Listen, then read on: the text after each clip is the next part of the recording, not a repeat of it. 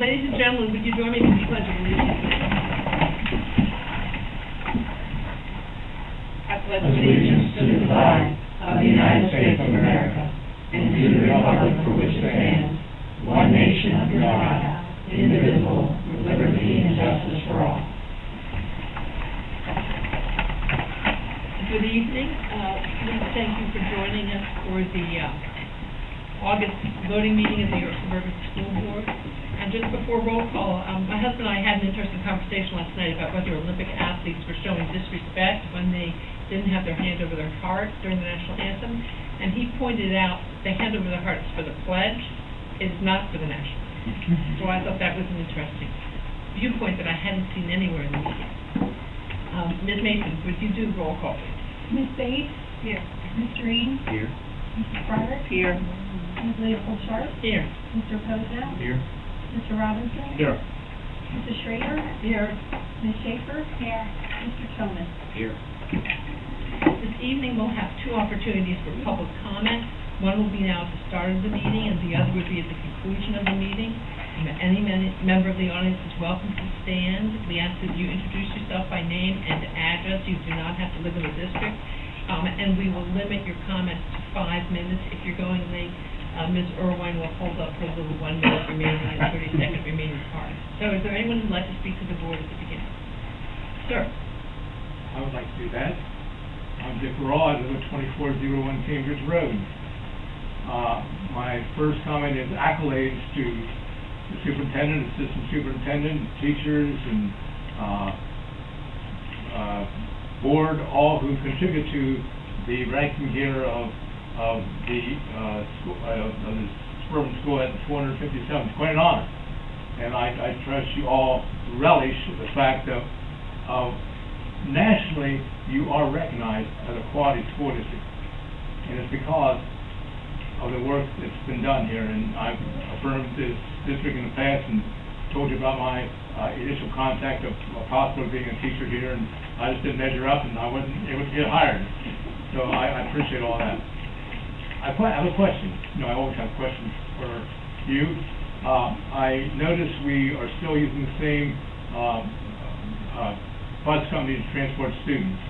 I'm curious as to are you in the process of any negotiation with this company or another company that we talked about previously that at the end of the previous school year they were indicating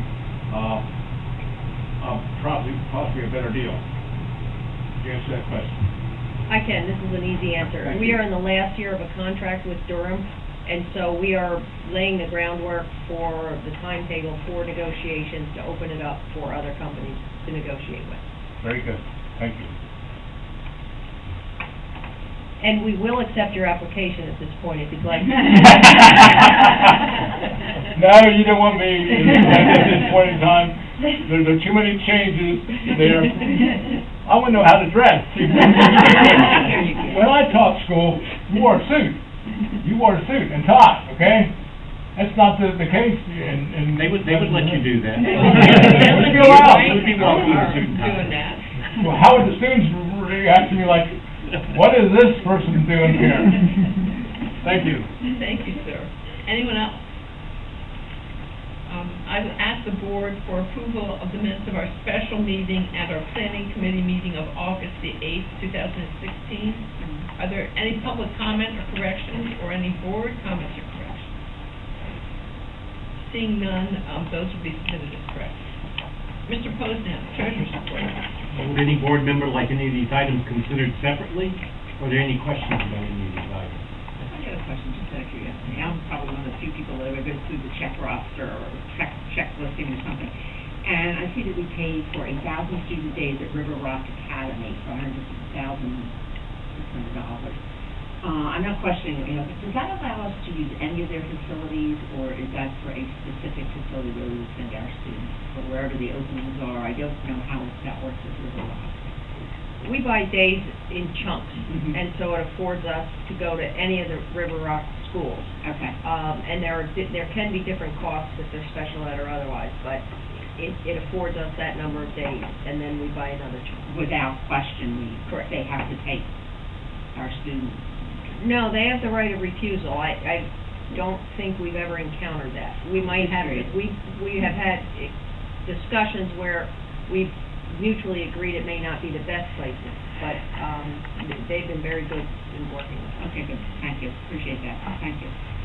Other questions, concerns? Okay, if not, the chair moves approval of the below-mentioned items. Second. Ms. Mason, can we have a short roll call, please? This will be considered a unanimous roll call vote unless there are votes to the contrary. Hearing none, motion passes. Anything else, Mr. President? Thank you. As board president, it's my duty to report that the board met following the special meeting and planning meeting on August 8th, 2016, in executive session, as permitted by Section 707 of the Sunshine Act, for the purpose of discussing a personnel issue and a legal matter. No official action was taken. And I also need to report that the board met prior to the meeting this evening, which is why you waited so patiently in the hall, as permitted by Section 707 of the Sunshine Act for the purpose of discussing two personnel matters. No official action was taken. I don't have anything else. Dr. Merkel? Thank you. First under the superintendent's report is the student enrollment report. And the student enrollment report, I issue tremendous caution before we go too far. It is very early and really just too soon to really discern the specific class sizes and or the grand total here. I can tell you with some level of confidence that our kindergarten is low. It doesn't take us a rocket scientist to see we're at 145 right now. That is extremely low for us. Now, do we expect it to climb some? Yes, but not anywhere near our other classes. In the springtime, my colleagues around the county reported that they were seeing very low kindergarten numbers. I have not thrown it out to them yet to see if they're seeing that, because they're just opening this week. But I'll be curious about that, whether or not it is in fact something larger than York Suburban, whether it's the beginning of something, we won't know that, but it's certainly a number that stands out when we look at the kindergarten enrollment.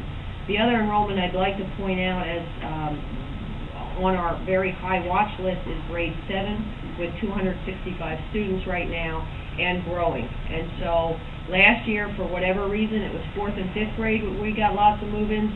This year it's 7th grade. The unpredictability of that makes staffing decisions a nightmare. We are watching that number very, very closely. I just scheduled a meeting with Dr. Krauser to look at those numbers and see whether or not we need to make any interventions with respect to the class sizes. And so they are our immediate concerns. I was able to get to every building last week in the 3 student days that we had, and in every building I had acknowledgement from the teachers, their appreciation for the additional staff members and the difference they are feeling in their classes. And I would say that the places that I received the most feedback, of course, was 4th and 5th grade, as well as our middle school teachers. I can tell you that personally, 60, 70 teachers acknowledge the difference that they're feeling in the schools because of the additional positions added this year. So you'll see some of that in the class sizes. Our 4th and 5th grade are much more reasonable. Our 2nd grade, 1st grade, it's really right across the board. We feel good about the class sizes. We're watching 7th grade very, very closely. Any questions? We believe that our grand total will be up slightly from last year, but not a huge jump like we've had in previous. Mr. Ford, is using the figure from 10-1-14 then, John, shall we? Is that on, should be 10-1-15? It should be 10-1-14. No, it should be 10-1-15 now. That should have been converted, and we'll get that back. Yep, thank you. Make sure we're Yes, we will make that comparison. Thank you. The second under the superintendent's report is a report on opening day, and I can tell you that we actually have 2 opening days in my mind. Opening day for teachers, Monday, was really a terrific day. We started with a convention theme. 6 board members were present and represented the board very, very well. We had some fun with the idea of the convention, but really what we were trying to do was engage teachers. Our theme this year really underlying much of the work we're doing with professional development and our building goals is to engage students. And if we're going to engage students, then we need to demonstrate that same level of engagement of teachers. And so we used a convention theme. Our administrators stepped up and did a phenomenal job of getting their teachers engaged. We heard board members chanting. It was really kind of a fun environment, higher level of energy. We spent less time in the auditorium than we have in recent years with the idea of they want to get to work in their buildings. Then they went to their buildings, and again, our principals and our directors did a fantastic job of engaging them in activities relevant to the buildings. They had terrific faculty meetings and professional development programs, some training things, and it was really a day and a half of great opening at the building level with our teachers. On Wednesday, our students came in, and opening day for the students, we K to 6 and 9 and new students at the middle and high school were in on Wednesday. Everything went smoothly. We went around the classrooms, and we saw students engaged so intensely on their activities. It looked like day 40. You could walk in, and everything was just running very smoothly. Logistics in all the buildings went very well. Even lunch at the middle school was a smooth operation once again. And so then Thursday, when the rest of the middle school and high school came in, again, everything went smoothly. Very, very pleased. Transportation with Mount Rose and our fears with that largely went well, at least as good as an average year, if not better. We had one or two situations where we missed bus stop, which happens every year with every school. But actually this year Durham had a van driver ready on call and went and did a separate run for us. And so overall we were very, very pleased with opening both for teachers and for students. And I do thank the board members who were able to participate. Lynn was able to speak on behalf of the board and did a real nice job with that. We also had students speak to the teachers, sharing with them what York Suburban means to them. We had an alum come back, Jake Schrader, Dr. Jake Schrader, made quite an impression on the teachers. And we had a parent speak who has 6 children, some through the district and some still in the district, and spoke very much from the heart about what York Suburban has meant to her. A quick fun story. After the students spoke, I wanted to connect with them, but I was so occupied in the day that I couldn't thank them on the spot. So I called the students on Tuesday evening, and when I called the first 3 of them I left voicemails for, but the other 3 I was able to reach, and I called and I said, a parent answered. I said, "Hello, this is Shelley Merkel." And there was no answer. And I said, "Superintendent at York Suburban." Still no answer. And I said, "Hello?" And she said, "Oh, it's really you." Well, that happened on the 3 live calls that I got. So it was just a lot of fun. But anyway, the families were thrilled that their children were able to be a part of it. Our alum and the parent, when I asked her, she said she was honored to be asked. And when I called to thank her, she said, "Well, I spoke too long, but I could have done double that time." So it's real good, heartwarming, I think, good opening to the year. Next, under Superintendent's Report, as per Board Policy 915, the administration recommends that the school board sanction the following organizations for the 16-17 school year. They are listed therein. Karina and I Mrs. Mason and I did meet with these organizations to ensure that they were ready for the school year. And we will continue to work with them to make sure their obligations are set forth in 915 are in fact met. So moved. Second. Is there any discussion or any questions for Dr. Merkel? Ms. Mason, we can go with a short roll call. This will be considered a unanimous roll call vote unless I hear votes to the contrary. Hearing none, motion passes. Under the Superintendent's Report, the York Academy Regional Charter School update, York has formally requested that York Suburban approve an amendment to the charter. The York City School District has already approved this. Central York School District will be approving it on September 19th. This will come to the board September 26th for your action. I bring it to you now because this is your first view of the proposed amendment, and if you have any questions or want additional information, we can do that at the September 12th planning meeting. I think there were some questions raised about the financing, the funding that they're going to be using to put together this new building. Where's that money, how they're financing it, that kind of, not that that makes any difference, unfortunately, but just to know where they're getting that money from. Other questions or concerns? Okay, I'll have that answer for you at the September 12th meeting, and then we'll take action to vote on the 26th. Thank you for that. Next, I'd like to turn it over to Dr. Maloney to share some exciting news. I won't steal her thunder. I'll wait till after she's done and may add my own comments at that time. Okay, thank you.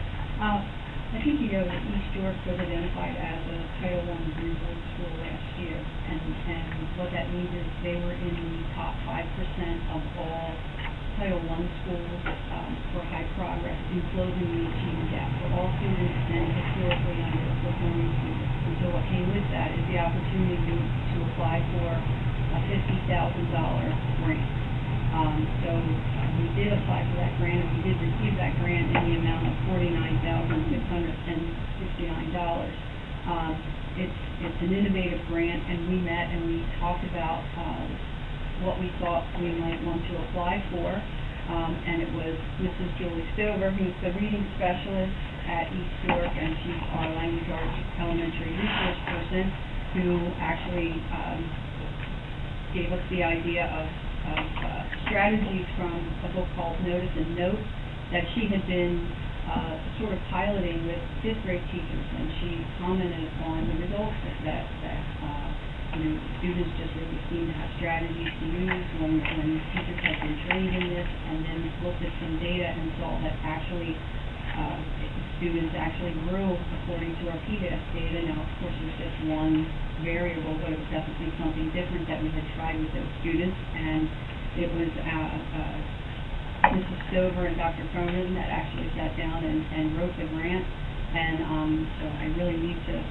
that's why we had Julie here tonight, so she can be recognized for her work on the grant. But what we're going to do with that is the East York the entire school, do a book study with the book, and we're actually bringing in the authors to come in and do staff development for our teachers, and then implement those strategies with the idea that will increase our students' reading comprehension. So I want to thank Stover, and I don't know if you want to say anything about it, Julie. No, thank you. It was very nice that you came and worked together with us as staff. The teachers, Ms. Ross and Mrs. Mason, have both done a great job of implementing Notice and Note and working with their students. They are different styles and different ways of doing it, so it also helps because we know that our kids need different styles, but to see it work with both of those teachers and the kids take off certainly gave us the impetus to think, hey, this is something we should look at to help the rest of our students continue to grow. So we're excited to see what it does when we back it down a little bit and see how our younger students take on to that and how we can grow some more. Special point, there were, I believe, over 90 applications, and only 20 were approved, and there's a ranking, and as I say, our grant has a highest rating as far as approval. I called in to find out what it meant, so it was saying it had the highest positive rating of all the applications.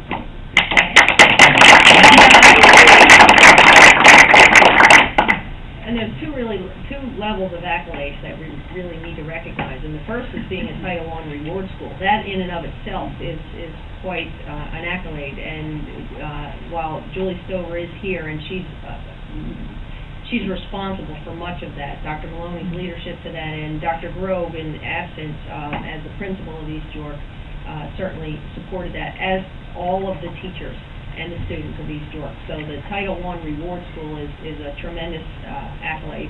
Then getting that $50,000 grant, in essence, is really remarkable. And we'll just see what level of improvement we can get next year, because an A+ gain from Dr. Maloney would have made up that $331. Yeah. You know what it was? It was me trying to be really specific to make sure that we got it. I thought I had everything titled and down. But Julie, thank you very much and congratulations, and Dr. Maloney, thank you and congratulations. Thank you. I'd also like to add, because this is such a significant amount, at next month's meeting, there will be an amendment to the budget. Since we have revenue and expense that match, we will be amending the budget both on the revenue and expense side.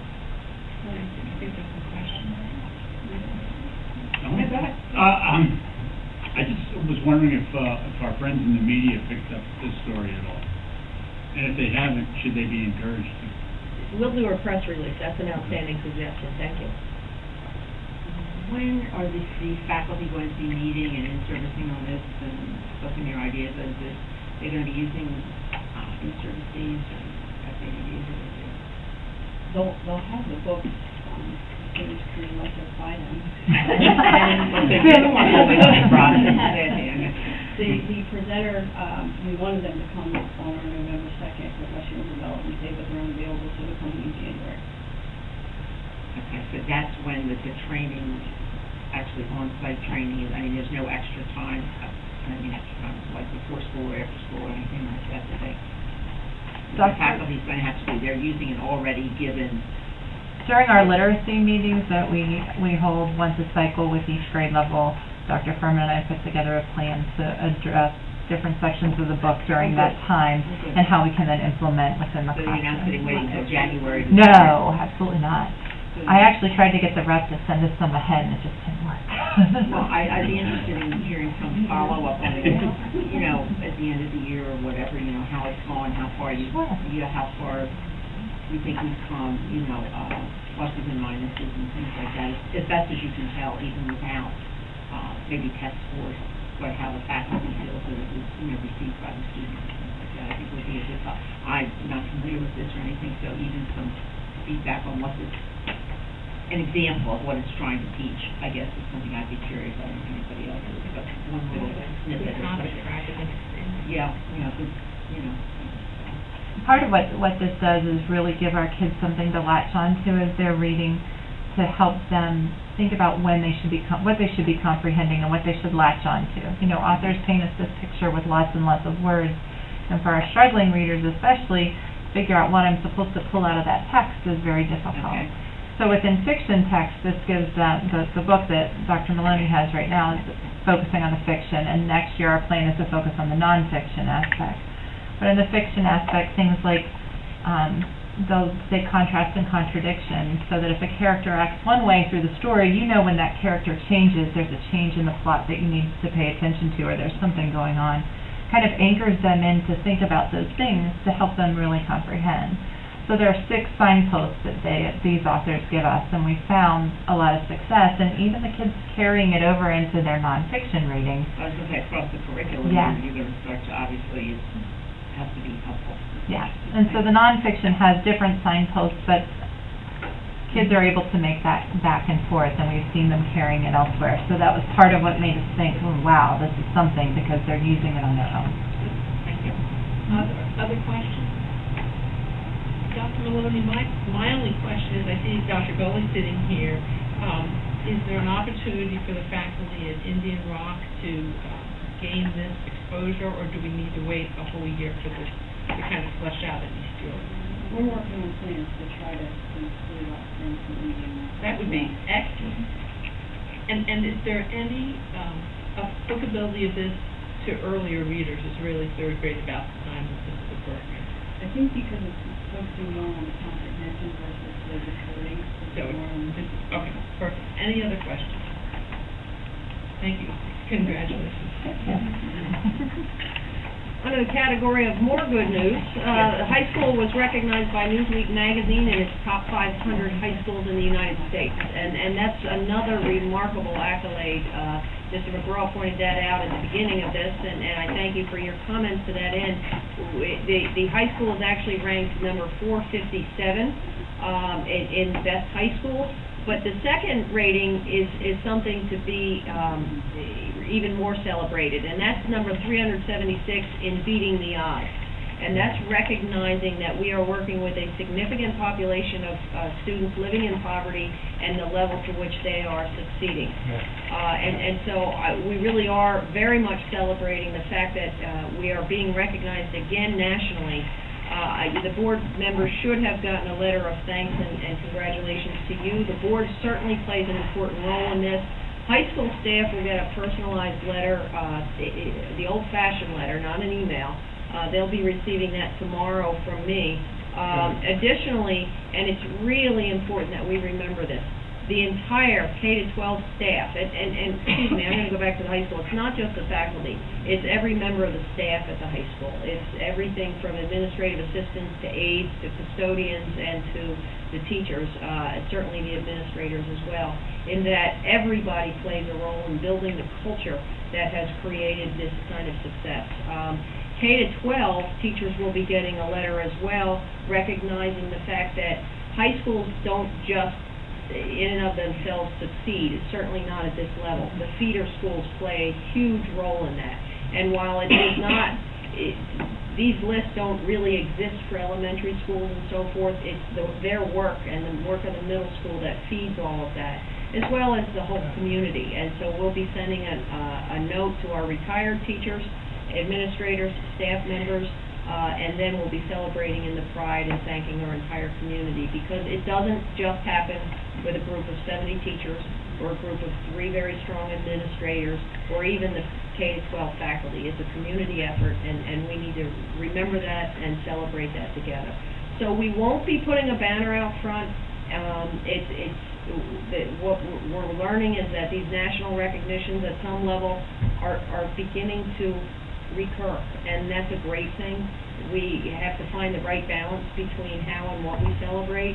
There will be banners internally in the high school recognizing and again helping the students to understand and keeping this as a part of the culture. When you do the math, ranking in the top 500 is really the top 3%. The top 3% of public schools in the country, and that's remarkable.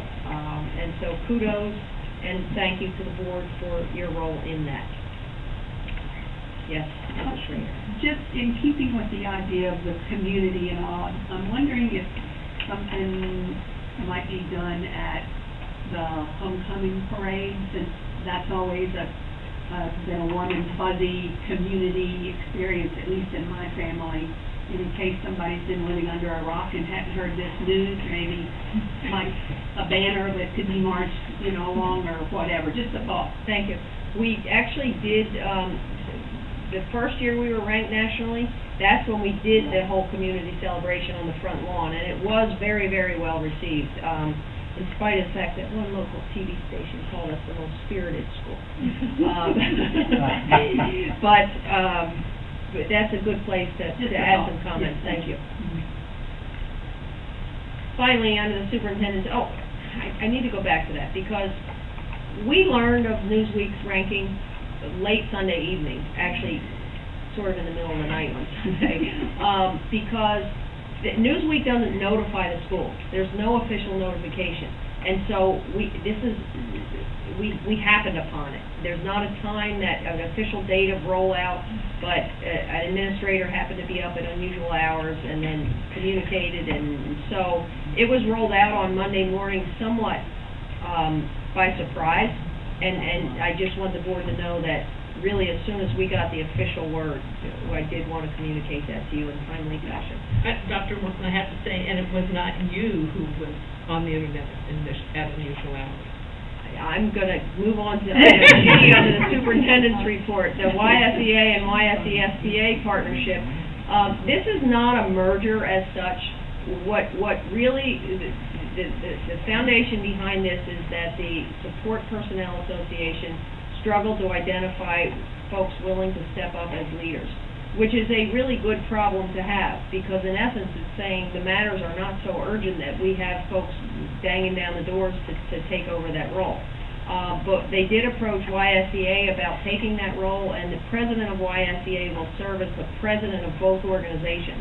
They will continue to operate as separate entities with separate contracts, separate negotiations, etc.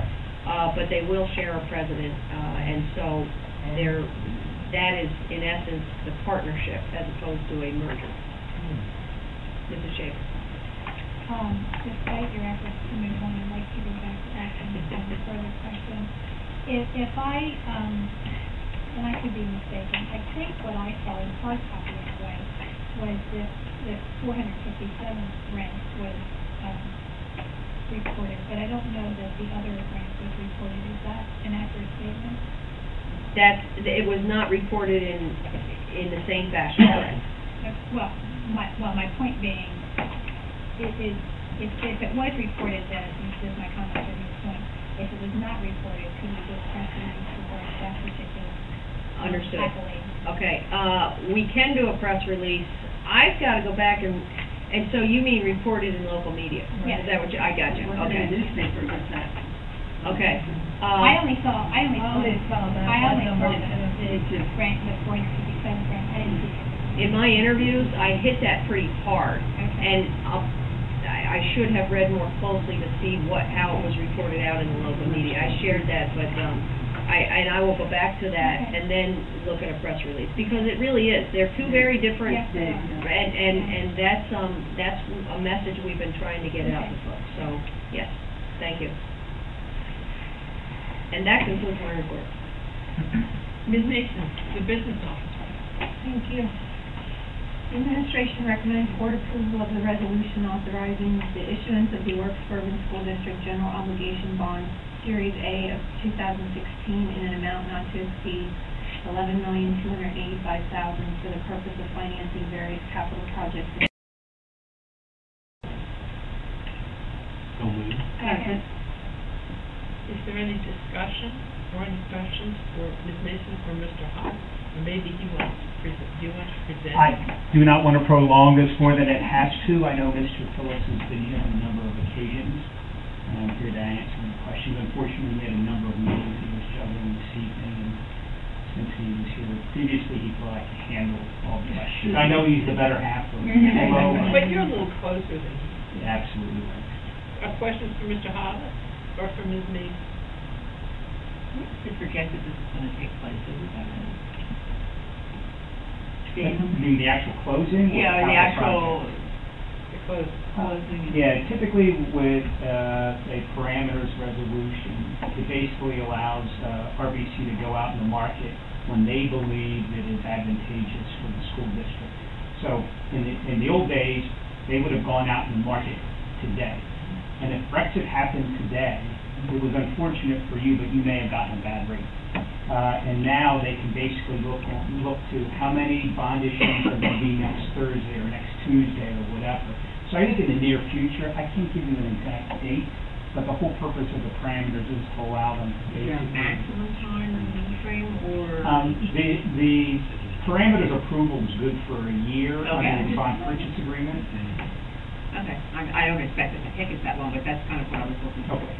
Thank you. Do you have anything more detailed than that, Ms. Mason? I believe when he spoke at the committee, it was to be before the end of the year. That was the Sometimes strange things happen in the bond market before and after a federal election. Yeah. He had talked about doing mid to late fall until we go through the rating, and we just worked on the POS, so Right. it probably will. The intent was to do it this year. Right. Because the bond issue you did, or note issue you did earlier, was deemed qualified, so it didn't count for your $10 million small issuance cap.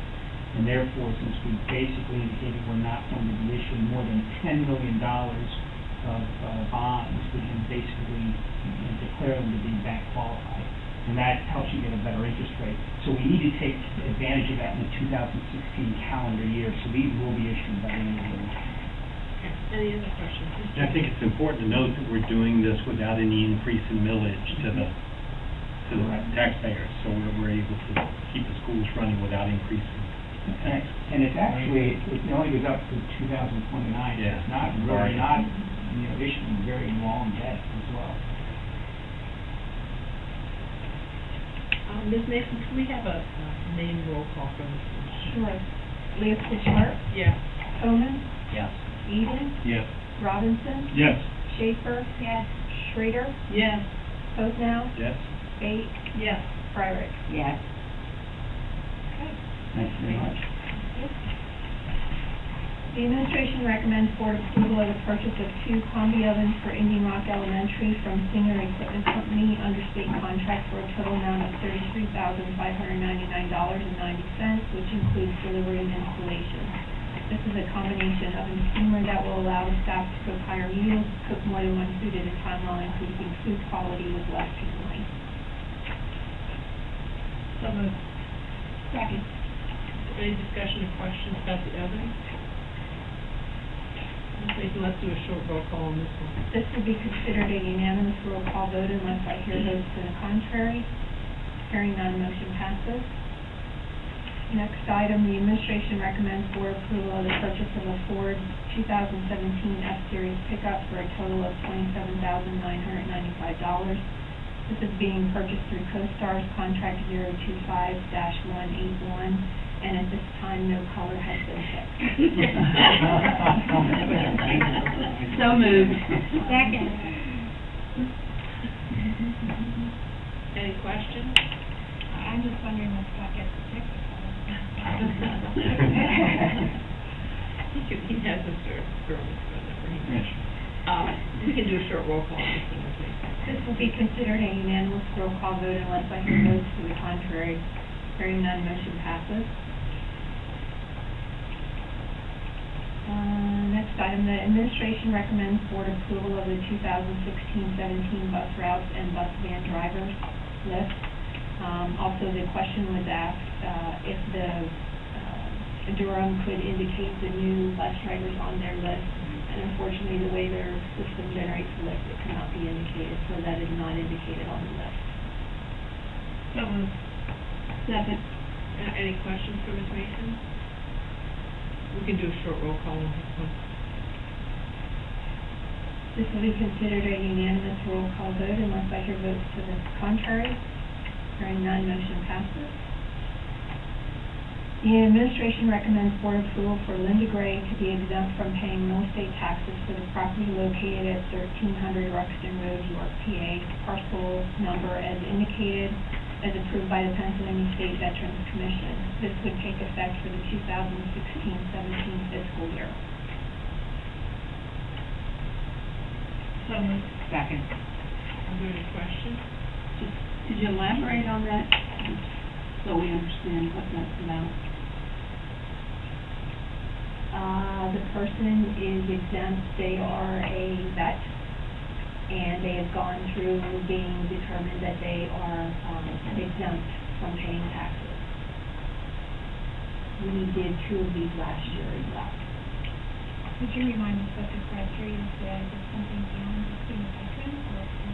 Yeah, I believe it's hard. It's a hard Okay, thank you. Do they have to be disabled or? Sometimes they're not specific. Let me see if they put all the indicators here. A lot of times they don't. They'll just say that they have qualified. Yeah. This one happens to be disabled veterans. Real property tax exemption, certification, so they've gone through the qualifications. They've met all eligibility criteria, and determination of financial need has been certified. Any questions? Ms. Mason, we can do, we'll do a voice vote roll call by name on this one. Okay, Robinson, Yes. Bates, Yes. Schrader, Yes. Tillman, Yes. Schaefer, Yes. Fryrick, Yes. Eden, Yes. Leopold Sharp, Yes. Posnell. Yes.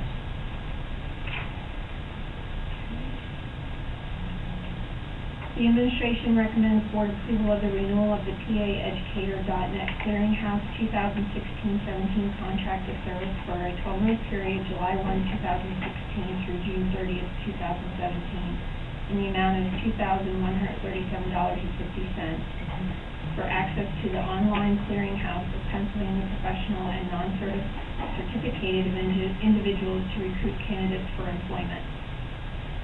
So moved. Second. Any questions or discussion? We can do a short roll call for this one. This will be considered a unanimous roll call vote unless I hear votes to the contrary. Hearing none, motion passes. I have one informational item on the facilities projects update. Let's see, Indian Rock, the secure entrance is complete with a few punch list items. Indian Rock carpet in classrooms and library is complete. The high school auxiliary gym is available, however, there are a couple of punch list items that need to be taken care of yet, the additional wall padding and the volleyball, no, not the standards, the lining has to be fixed. The East York secure entrance is complete, a couple punch list items there. Middle school boiler replacement is 99% complete. The Trojan field is complete. The new netting and the poles were finished last week. We're just waiting for the retainage wall padding to come in. High school sidewalks complete. The middle school secure vestibule is complete with some punch list items remaining. The middle school cafeteria and kitchen. The cafeteria area has a few small items that are left to be done yet. It is usable though and is being used.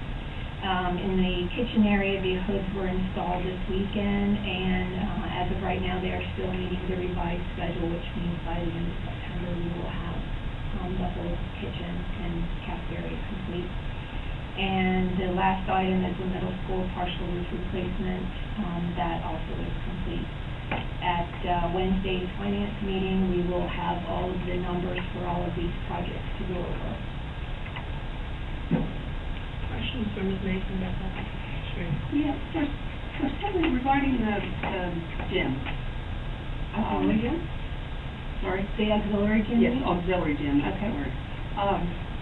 For some reason, in my mind, perhaps my own error, I was envisioning that floor was going to be like a rubber floor. That's a laminate, right? It's almost linoleum-like.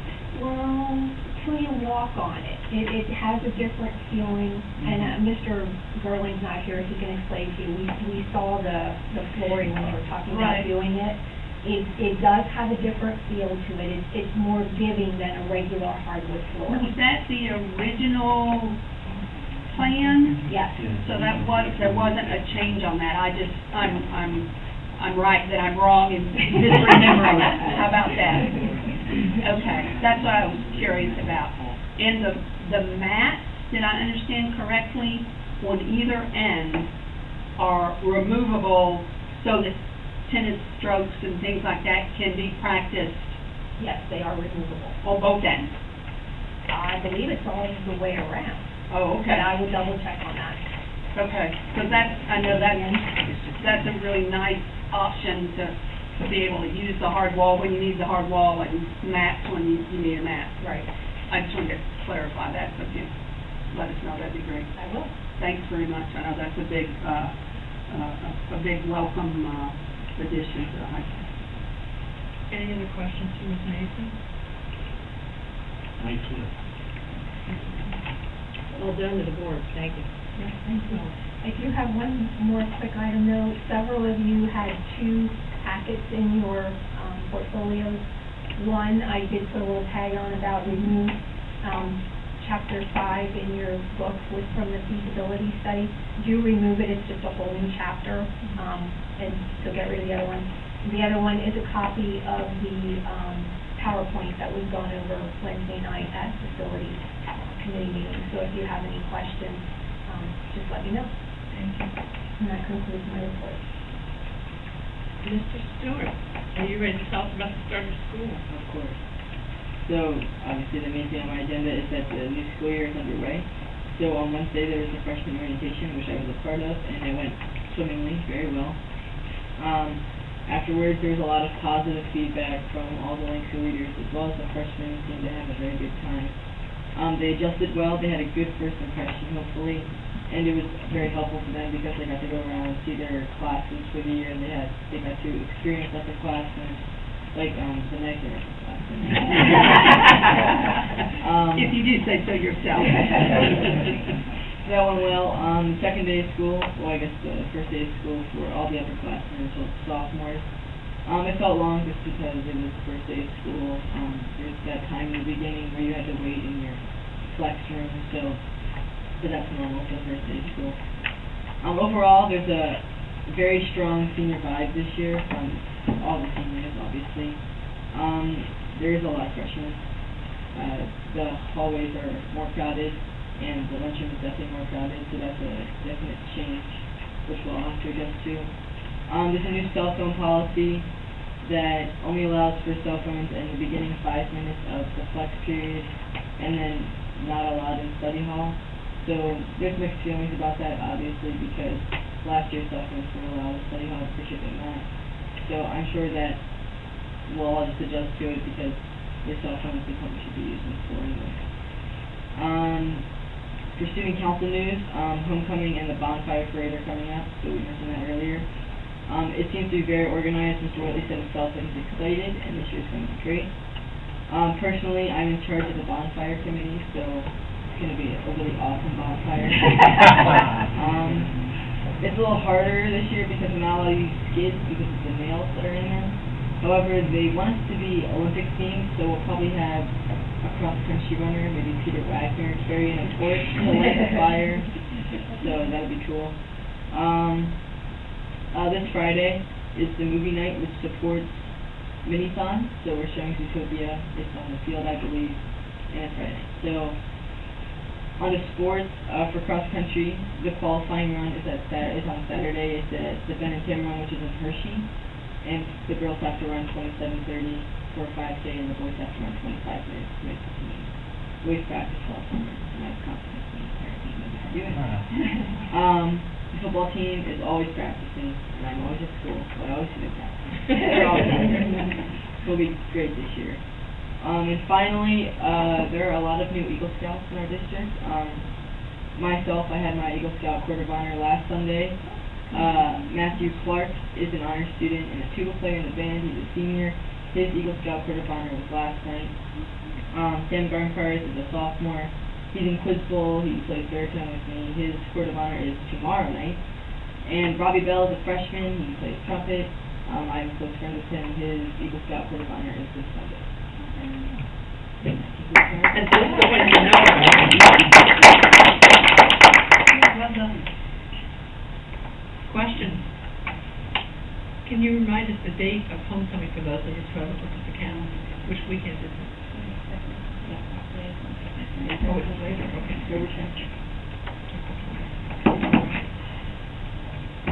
Thank you. Committee reports. Mrs. Schaefer, anything from communications? No, just that the reports are provided on the website. Mrs. Fryer.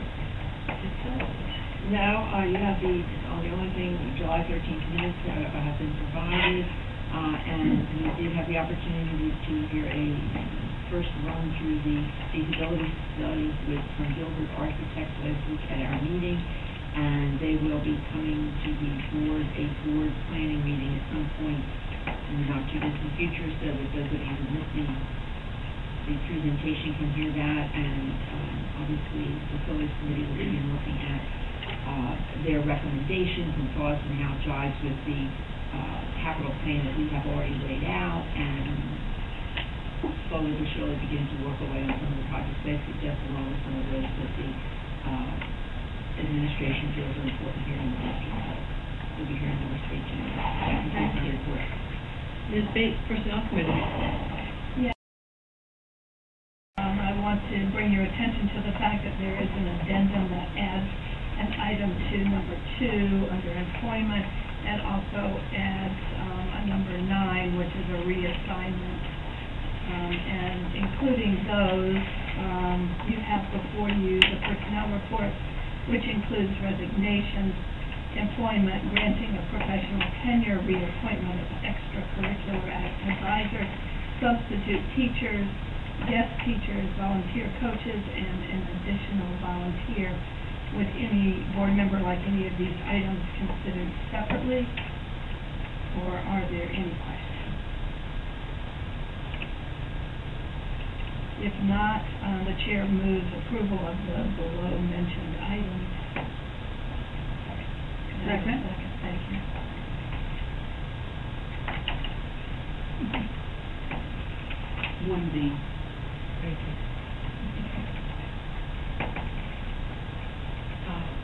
Ms. Mason, I think we can do just a short vote for this one. Okay, that's to be considered a unanimous roll call vote unless I propose to the contrary. Hearing none, motion passes. And that concludes my report, and I'd like to turn it over to Dr. Marshall. I just wanted to clarify for the board, and my apologies for not doing it sooner. A teacher earns tenure at the conclusion of the 3 years of service. And so, despite the resignation of a teacher, that tenure had been earned, and we were that recommendation was set forth. And so that's why we'll see that name. Are there other committee members who would like, committee chairs who would like to report on their committee? Mrs. Schaefer. I think I heard someone say homecoming.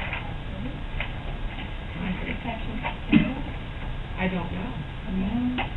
Well, I one of us can quickly look at the district calendar. I We'll- think it's the 23rd. The 23rd of September? Yes, it is this year. Right now? Yes. Well, I was close, I had this number right. September the 23rd is a Friday night, that makes sense. Thank you for that clarification. 9:20. 9/23. Mr. Robinson, legislative liaison. Legislative liaison, as you see, we have the opportunity to vote for the PA School Boards Association leadership. Very important election, but not as dramatic as the national scene, because all of the candidates running are uncontested. I invite you to examine these people on the PSBA website so that we may vote in accordance with our democratic obligation, although technically we do have the option of abstaining, which the PSBA would not like us to do. Are there any questions on that item? Because I know that after this meeting is over, you're going to race home and look up the PSBA website, and when you do, you'll also have the opportunity to see their special report, Charter School Reviews, Expenditures, and Transparency. And I would urge you all to read this report closely, especially in view of the amendment that's being proposed at our next meeting. Any questions? My only question is, the board has one vote? One not vote. 9 votes? Right. Not One that- board, one vote. Not that different. Well, as my good friend Bill Clinton would say, "Devon, democracy."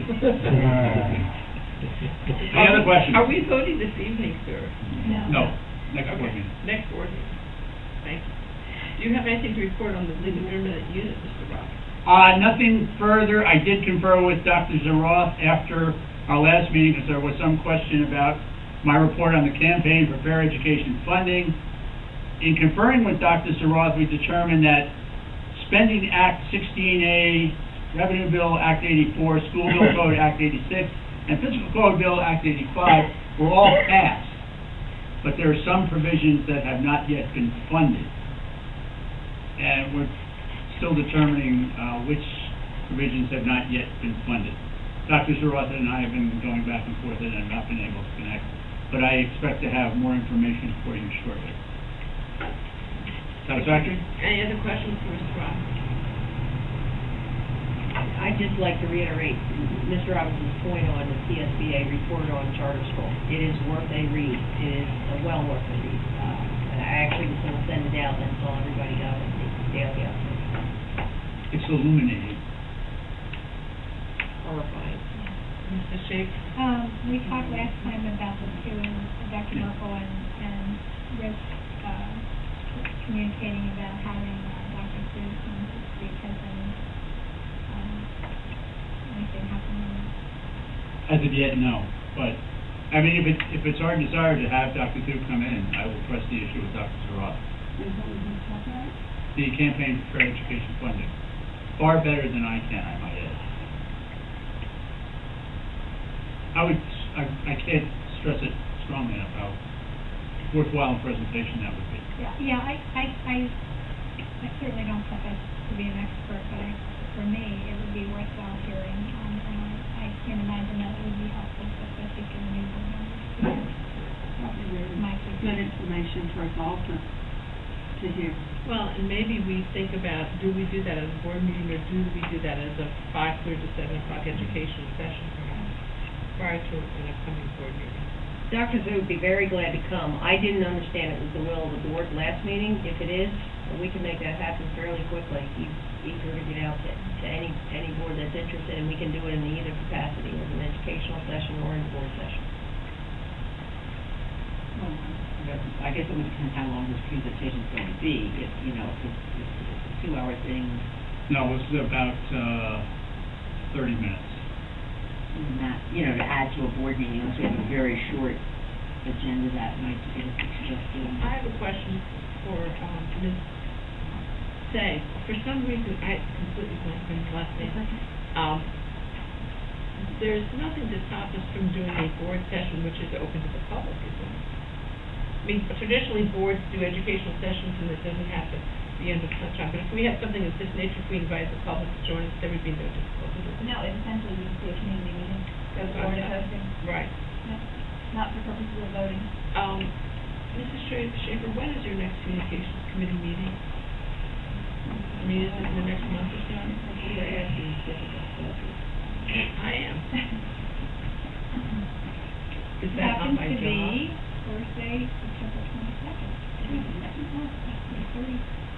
I'm wondering whether the communications committee might recommend how we would like that format to be and what the timing would be, and that would give us enough, let's say we're in October, that would give us enough time to announce to the public. Or the press. We're just saying, just like an agenda item for communications to kick it around. To come to the board with a recommendation on the 26th. Now, I don't think we'd need to have that at planning. You can come on the 26th and say, we recommend such and such a format, and you perhaps if Dr. Murphy could check with Dr. Sue, you could even suggest a date, I mean, the 26th. That make sense? Sure. I think when the legislature returns, their first priority is not school funding. They have a couple of others at the top of their, so I think we've got a little bit of time. Captain Murphy, She's got that. All right, Mrs. Fyrick, York Adams Academy. Nothing overly exciting, except that we did begin classes last Tuesday with a good enrollment, constantly involving new students who are being tested and then beginning their classes at York Adams Academy. We have 11 students from York Suburban, which is great because we had a number who were kind of left still enrolled from last spring and who had also passed their entrance exam, so I'm excited about that. And we have a board meeting coming up, and I'll let you know if there's any new developments. Thank you. Ms. Mason, anything from the Tax Bureau? No report. Mrs. Schrader, York County School of Technology. We have a board meeting coming up on Thursday. Join me for a good time. School starts, first day is tomorrow. So things are rocking with the school of technology. Would either of the gentlemen in the public care to speak again or bring up a question? Yes, no? No. Nothing else? I'm listening very carefully to what's going on. No? Then I would, I have a question for her afterwards. okay, that's I'm a good. Then I'll veteran, move so that we adjourn the that'll meeting, be- and there is no executive session following. So thank you very much for your time. You're waiting for some time. This has to be the bond. Yes.